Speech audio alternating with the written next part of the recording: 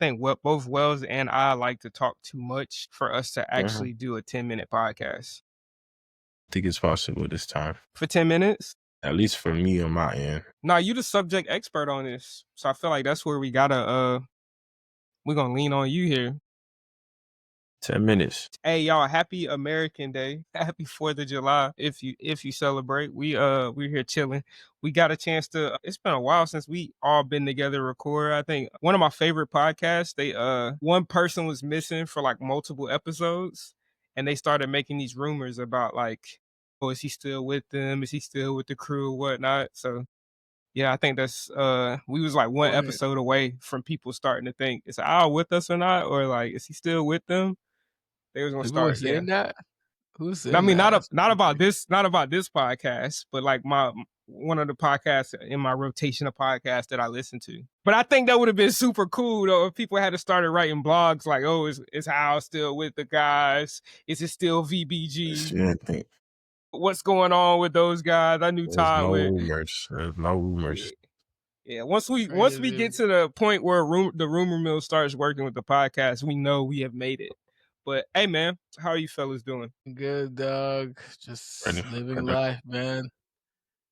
Today's America Day, Yeah, happy American right? Day, man. Yeah, we 4th want of to talk about. July. Last Yeah, night, I thought people were shooting at my house. Like, it was just fireworks, bro. It sounds like guns were outside, but hey, America, the greatest country in the world, right? I don't want us to lose Yes. money, so I'm gonna say yes. I don't want to. I don't want to be protested, but I Yeah, will bro. say this, man. Yeah, my neighbors they about to get it going tonight like crazy. The fireworks, the whole weekend too. I just Yeah, want to man. get the most patriotic thing I'm gonna do today is I'm gonna put some burgers on the grill, and yeah, that's just like You're not gonna sing this national anthem? You're not gonna do the Star I will Spangled sing. Banner? I will put Whitney Houston's version of the Star Spangled Banner on repeat for a little bit because I feel like that is the greatest. And I have a patriotic playlist. I might drop that today too. We might What put that the on. heck? You hear this, man? Hey, it's Ray Charles singing "America the Beautiful." It's Marvin Gaye's Star Spangled Banner. It's like the blackest patriotic playlist you ever gonna find though. So just throwing that out there. Yeah, yeah. I might drop The that one today. thing But that, hey, like, to just jump subject, the one thing that, like, I'm not gonna say it. People might cancel me. yeah, I felt like I was like, boy, we about to hit the edit button for real. I was like, where is he going with this one, man? Is in that day, bro. Yeah. But let me just. I ordered something on Amazon. It still hasn't come, bro. Amazon Prime. Jeff Bezos, do better, bro. I got me we like just a walking treadmill underneath my desk. I'm gonna use just to burn some extra calories. I gotta say, working remote at home every day, you're gonna get big, bro. So you should look at Facebook Marketplace first though, because I feel like they're I've already ordered it. Jeff Bezos yeah, said it was gonna come yesterday, but now it's saying it's coming July 6th. he just got married, so he's not really working right now. Yeah, you're right. I should have figured. It might be off. He might Put in be the off. description what you guys think about walking treadmills. I can get some extra steps with that. It's really tough though, because the Apple Watch doesn't register the steps really well on it. Oh, that's why I got the So Whoop. well, I'm about to bleep that name out because they're not paying us. But Wells just gave me one too, so I'm gonna use Yeah. mine. Yeah, I'm gonna sleep with mine on. But Okay, it's good stuff. yeah, This like I topic, said, we're today's never topic, we're talking about why never doing video is 10 still minutes. king Yeah, and yeah. how Sorry. So VBG here, uses it to move the needle. go ahead. I'll We jump are, right we in are then. Go five ahead. minutes Kill it. into this podcast. Well, Wells and I are professional yappers, bro. That's just what we do. And some stress. I'm now a freshman yapper, bro. All right. So we coming into this point because we just started working on a project which we're really happy about. If you watched the last podcast, we're meeting with Pastor Walker from Mount Pleasant Church and the Hey, summit at Sawyer. I gotta say something. That podcast, the camera was out of focus, so people could know. Sorry, the camera was out of focus. We apologize. We know. I don't know if Todd put in the description, but it was out of focus. Our camera was malfunctioning, out of focus, did not work. It turned on, we pressed play, And then Sony A7 IV failed us, bro. Sony failed us that day. It was out of focus, then it just changed. I don't know what happened there. But go ahead, And Todd. that's probably because we were missing our expert cameraman, our expert videographer. Al. Yeah, Yes, because Al's like super. You can see him; he's gleaning. He's ready to jump in and talk about this so much, but because he loves video so much, he actually really he does. actually does. He actually does. I only have I was 40 actually minutes to talk video for you guys. actually really amazed by like, so we're working on the Summit at Sawyer project, and Al couldn't make it. He had COVID, but he put in our Notion and our project board, he was putting in the settings that he wanted.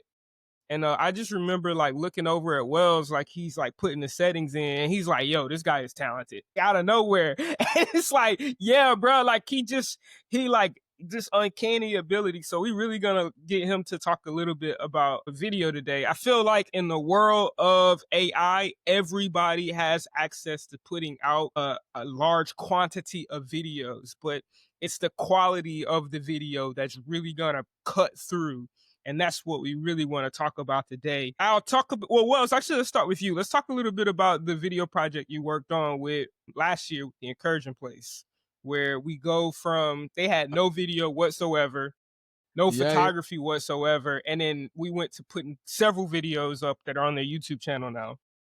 I gotta say, I was a semi-professional videographer until we got out. It's no longer my role, but from I think we've done a lot of work video wise for two nonprofit, not just the Encouraging Place, but also Catalyst, and we can even put Red 79 on there and even Raleigh Pilgrimage, even just we've done a lot of video work that just brought. I think video just tells the story so much better. I know because we've seen it from we've seen different nonprofit, different clients from no video work to fully having a video library asset, because a lot of them they have a video library asset they can just pull from. And so I think video really connects with people, especially the Encouraging Place. Last year we did the documentary for how they got started and just told the story of Ellen and Reggie and the people in the community, what they doing. And I think that really resonate with their not just board people that donates to them at their September celebration, where I think you said from our report they raised like half of their, I'm not gonna say the number, but it's a high number. Because of video work, they raised 50% of their yearly fundraising during that time. I think it plays a role. Even people said, like after they saw it, I know Ty got a lot of comments, a lot of good things about like what we're doing, and other people. Uh, yeah, just give us not only give the Encouraging Place what you can say exposure and how would I say that in emotion to the name. Like they have like how would I describe this? Like they have like a personality now. We show their personality, their character. They are like a image in the eyes of people now. They see them different, not just of the nonprofit, but they can connect with them on an emotional level and different. I think that's what video brings. It brings that connection that like we seek as human beings in one-on-ones conversation. Like, and so I think our video work has not only increased the revenue, but increased donation for our nonprofit and our clients, but also made their brand like increase their brand awareness and then make their trust to their clients. And so that's very important. And so I think that's what the three things I kind of saw as we kind of like finished this work, talk to people, even the viewing of our work, of video work. And so I'm excited for the next one. Can't wait. So Yeah, video adds legitimacy, and I feel like that yeah, is exactly what we like. The Encouraging Place already was a very legitimate organization. yeah. They did really good work, but it's capturing that in such a way that people could see that and feel that emotionally. That was super important. Now Al's kind of Wells mentioned, he alluded to this, that Al's taking over the reins of all video work. So everything video now is going through him. And I do not like I cannot state enough how talented he is. And then we say this all the time, but like it's like what goes through his head. So you want to get out and kind of walk through, just because you've been doing videography for a really long time, whether it's weddings, whether it's Real music estate, videos, yeah, It's a real lot, a estate. lot of weddings. a lot of things like cars. You need to check out Shot D9, bro. His website coming Yeah. up soon. Yes. When is That's a great question. Maybe you have to put a sprint on that. Goodness. Also, we can just start with how well or like what's a really. project that changed my Yeah. Go so start there. Yeah. What is one video that you feel like shaped your, perspective on storytelling? Because essentially, I think that's what separates what we do from just putting together. Like I think I mentioned before, I've had a client who's like, their idea of a video was, okay, you hold the camera and watch me talk about something that I could have made into a blog. When what we try to do is storytelling. So yeah, what's a video project that kind of changed your perspective on storytelling? where's some I mean when it comes to weddings, you don't just show like the absolute beginning, middle, and end. Like you could set up a tripod and record a whole ceremony on one angle, and it's not appealing to anybody, and it doesn't help understand or like help them feel like they're at the wedding and they can see the love between the couple. But when it comes to like storytelling on that part, you can get like what I like to do. You can cycle between different like key events that happen during the wedding in the beginning, and then add like vows from the bride and the groom, while you're also seeing a montage of things that are happening during the wedding, the people that are there, you're setting the scene, especially in the beginning. If you have like you're using drones, you get the reception, you get the venue, you get the location, you're setting the scene, you're taking videos of decoration. It's like you're trying to build almost like an immersive experience for whoever's watching that video, to make them feel like they really was at the wedding, but they got to see everything, but in a short period of time. But it's a really great video. Yeah, it's not point and shoot. We don't point and shoot. You have to be intentional with what you're doing, understanding how you want the viewer to feel during their time that they're watching the video, whether it's 30 seconds or 5 minutes. True. That's how it goes with like movies. Movies are not just point and shoot. They're directed. Yeah. They're emotion filled. Like there's a lot of stuff that's put in there to keep you attentive for what 90 or 120 minutes. Some most movies. I saw something like the other day on Instagram showing that like, hey, this is regular people perspective and this is professional creative mind, like meaning like photographer, videographer perspective. And then they kind of like doing this crop effect. It's a new thing on Instagram where these creative I follow, they do this crop effect where, hey, what regular people see and what we see. And every time I go scroll to the next thing, I'm like, oh wow, yeah, I'm a regular people. And it's like I don't think our clients and people that are a lot of people don't appreciate that. And I think a lot of time this type of art is falling. We see a lot like I'm an engineer, so that's the thing that's coming nowadays. Tech, this and that. People want to use AI. AI don't see that. That's why people don't forget. It's like AI don't see that perspective of what that creative person see, and that's so like the human touch in that will never get lost. I don't want. I want to put that out. If people see that on Instagram, like yeah, definitely take a closer look at those trends. I think a lot of creative people are doing it. I think they doing it to show the difference between them and AI, and there's a huge difference. So go ahead, Todd. I cut you off there. So I guess when you're building your storyboard, and kind of both of y'all can kind of piggyback on this question, but when you guys are building your storyboard, how do you make sure that you're putting that emotion, or even kind of talk a little bit about your approach to storyboarding in that particular sense? It's like 3 steps. You're trying to figure out the goal, trying to figure out the target audience, and the message that you're trying to send to the viewers. Yeah. So those 3 steps, like really high overview of it. And I guess step one, figure out the goals, like trying to understand what the client or this like the perspective of what the person wants. So like there is a lot of like talking beforehand to kind of like get the aspect, and then the target audience is very important because it depends how like the music, the sound design, right, Al? The visual design and just the editing, how it's gonna look. Like Gen Zs nowadays, you see them fast edits, some cool looking clips going using a really fancy sound design that's a trending song that's gonna catch their attention. But if I'm trying to reach like the baby boomers, like I'm not gonna put like I don't know, Tizo what's his name? touchdown. Yeah. Yeah. Tizo touchdown highlighted. Yeah. Because Yeah. I don't know if I've ever listened to a Tizo touchdown. I don't even know who that is, but And even the color grading, I don't know who that is. The color grading would be different. Al Very actually different. did a YouTube video on that, like the power of color grading, and Yeah. it's like you see the emotions so much different. Like I'm able to see some of the raw stuff, the raw footage that we've put together, but then after I see it with the color grade, it's like, oh man, like so it is kind of a full, like from the visual to how it sounds to how it moves in the video.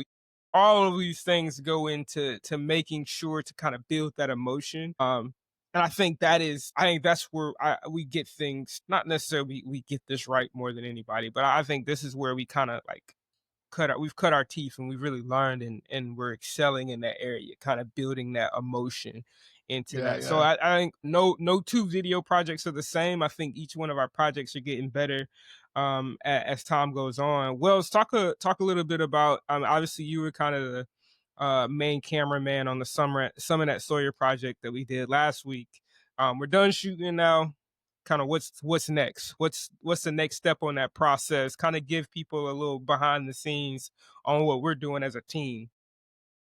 Yeah, that's a big project we're working on right now. A video documentary on a very awesome story. So next step, like we are trying to pretty much break down the video. We have a overall storyboard. We're going to listen to all the raw footages, which is it can be annoying sometimes, but when you have like an hour worth, or not an hour, I think it's probably like 2 hours worth of like listening audio, like one of our that's one of our like one of our steps to why we want to do storytelling. We don't want to just put together this like default thing. We really want to like attach what the people are saying to the B rolls we're gonna put, and how we gonna like make the story flow. And so this story is kind of like the documentary style, and so we want to listen to all the interviews, listen to what everyone says, and kind of plan the B roll around those things, around what they said. And so that's our next step. And then after that, I was gonna get those B rolls, and then we're gonna come back together and then put some drafts. So this is gonna be probably like around 30 minutes long, maybe more, documentary style, just giving. We was going back and forth on that. I think at one point we were like, it's gonna be an hour long, and then now we're back at 30 now, so that's good. I said 30 plus. It's Yeah, good.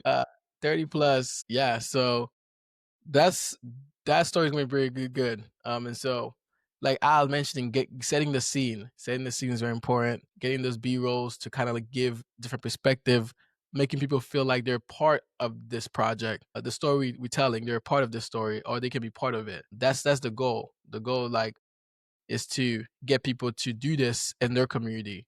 And so we want to show them how to do it, but at the same time, like walk them through it in a way they feel like it's definitely achievable, because it is. Because we telling this story because it's been achieved. So stay tuned. It's gonna be a fun process, and so we're excited. I think we definitely, like Todd mentioned, this is gonna be definitely award worthy. So we definitely gonna send this to and put this in an award somewhere. So when we'll come back to you guys so you can go vote. Yeah.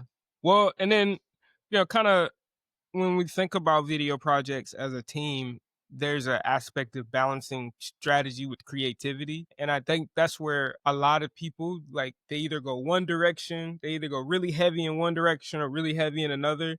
And I think for us, that's at the top of our mind is, hey, does this video convert? Right? What does conversion look like? What does it look like for this video to actually reach and complete its desired goal? And I saw a recent TikTok that's pretty viral. This guy is showing these restaurant videos where, hey, this one video is just showing all of these menu items in a really like creative way, and it's moving, but that doesn't convert. And that it's creative, but it doesn't convert.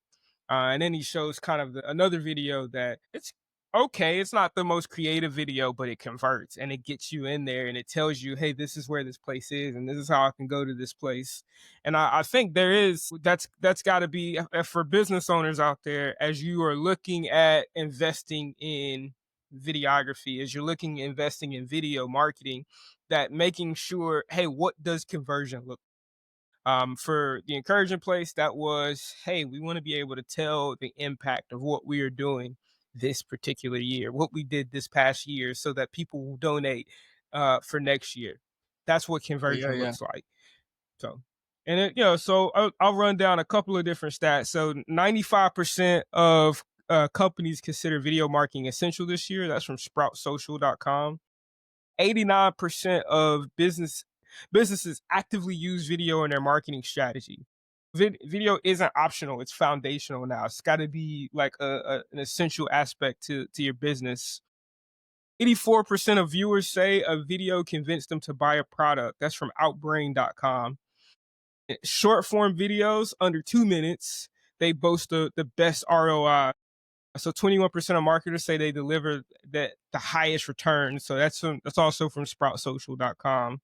And also video ads are playing 50% completion and a 60% viewability rate. That's from outbrain.com. So we see that video is absolutely productive. And then there's all kinds of apps. So you don't have to go through us to get the short form video, but if we did a long form video for you, there's all kinds of apps where you can plug that video in and it'll cut it up and give you short form clips that you can reuse and kind of bolster your own social media using that. But if you don't want to do that, we can do that for you. I thought this is the most interesting stat here. Uh, Short form video will make up 90% of internet traffic by 2025. Whoa. So that is that's from vdco.com. Yeah, and it's all based on interest too. Yeah, exactly. Right? Like there's not going to be these long messages anymore. It's going to be video content, right? TikTok changed everything for us. TikTok changed it, and now Facebook has Reels, Instagram has Reels, Twitter is kind of rolling out some like more video. They're kind of being more Yeah. favorable towards video. So you can't really afford not to do video anymore. It's kind of the main synopsis. I guess last question here. What's one mistake you see businesses still make with video? Even with those stats in mind, what are some mistakes that you guys are seeing, even with some of your own favorite businesses that you like? They make a video that doesn't really fit their identity. It's the way that sometimes they have these videos edited. It could be like you can feel and you can watch it and be like, I mean, it's this type of business, but they're making this type of video. It kind of doesn't go hand in hand. It's like they're trying to force a certain editing style with that business instead of Yeah. kind of following what I'm trying to find like an example. Like I've seen one like a restaurant making like a video editing style like a sports like a exactly, sports like they welcoming the exactly. food like I don't know, I've seen it somewhere where it was like this doesn't really fit because I don't get to see like the product because I want to see like your plate, I want to see like your menu much slower, but they just speed it up like look at all these drinks. So I really don't know what they have. I just know they made a cool video. Yeah, it's like okay, cool, and then next. Yeah, I definitely hear what you're saying. Yeah, that's a big one for me. Yeah. I think there's a lot of those on Instagram, which is kind of shocking. You see a lot of those, and sometimes like I'm not gonna call the churches out, but churches be making videos where I'm like, what the heck is this? I'm like at this point, That's like true. y'all become like a creative like team, like where is like the overall message of like the gospel in this video? It's like it's a really cool video. It's very creative, like cool. I feel like I'm trying to not call churches out, but I think they should start making more like foundational gospel reaching videos. That's one thing that's been bothering me as somebody looking at Instagram. It's just like all these cool videos. I'm like, cool, that looks great, but nothing in here is like valuable. Yeah. Yeah, content inside. You Yeah, get so caught up on engagement and reach that you and forget to reach talk directly likes. to Yeah, my fault. I got to talk directly to the people that this is for. the And it'll get audience. to them, right? The algorithms are really good. I think I've gotten TikTok's algorithm is undefeated, right? I've gotten videos that have come up and it's like, "Oh wow, I was like literally just thinking about this." This That's is good. scary. It is I very know it's scary. good, but it's It is very very scary. scary. Yeah, yeah. Someone, yeah, And it's all based on like, my interest, like, and that's, I think Gary V, shout out to Gary V. Gary V mentioned this. We aren't no longer in the content space. We're in the interest space.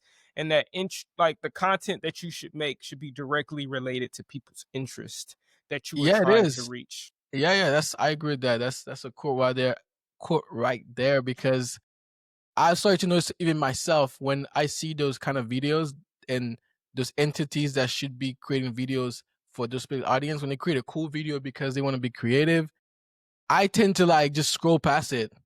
And then when I see something that's more like targeted, like actually has the content that's speaking, that entity has that content that's speaking to me, I stop and listen. Like you're not gonna see, I haven't seen yet a video of like a working out like Instagram person give me just a cool video about like them vlogging or like this is my car, this is my where I stay. Like they may get to that point, but like they keep it like, oh, this is a workout, this is how you do this bench press, this is how you do that. So like you tend to stop and be like, okay, this is the guy I go to kind of watch on different fitness stuff. This is what he's doing. He keeps it to that level. But like if he starts going off, I think I'm gonna keep scrolling because I don't go to this entity for what kind of car you drive. You know what I mean? Yeah. I know Facts. that's like a very like over like general example, but it's just speaking more of like what people are doing on these social media things. They're just trying to send things out. And I don't think we got to AI, but AI has been funny lately. But Yeah, I yeah, love yeah. this. I love this guy. I think the moral of this story, there's actually two big lessons. If you're a business owner, you listen here. It's video is important, right? Don't confuse that. It's super important, and it's not just quick quantity videos that you can get from AI. I'm talking to somebody in particular here. Manny. It's video. Yeah, it's videos that tell a story and that they convert, but at the same time it's really important to know your ICP, your ideal customer profile, because then from there you'll understand what interests them and then how to reach their particular algorithm. That's going to be important. That's going to be so essential to you as a business owner. You got to have your ICPs. You got to know them like you know your finances, right? You got to know them like you know your cash flow and your balance sheet. And Q3 just opened up, so that should be pretty fresh on your mind. Yeah, you got to know it like you know your P&L statement. But that's That's all we good. got. Anybody else got any? Those business terms. That's a bunch of business acronyms. That Al knows as well because he's a business owner and he's locked in. He locked in for life now. Locked Yeah, he in. locked in. Hey man, Send us your anybody else? RFPs. Yes, send us the RFPs. Nah, Send us the RFPs and Yeah, all we of should the have other an episode. acronyms. All we do is acronyms. Yeah, People can get acronym on my only. nerves. Acronym on the death. it's an episode for business owners only. Yeah. Acronyms. Ooh, business owners after dark. RFP, P&L. After dark is crazy. Just go crazy with the acronyms, man. Hey, look, we gotta get out here before we Business get Good owners after thumbnail, dark. though. So That's a good title BOAD. for the I gotta go put these burgers on the grill, man. Yeah, put we should not safe for do a work. podcast. Yo, that's will be our next podcast. BOAD. Business owners after dark. That will not be our next podcast. And just don't be looking at don't be looking for that. We should go just live like late at night. All right, this is it. All right, hey man, thank y'all for listening to us. Make sure y'all follow, like, subscribe, share this with somebody who you know. Share this with a business owner. Like, hey man, listen to these guys, hire these guys. I promise you, we're solid. We're not as mean as they say we are. All right, hey, thank y'all. What we mean? Who said we was Yeah. What a shot! What the hell?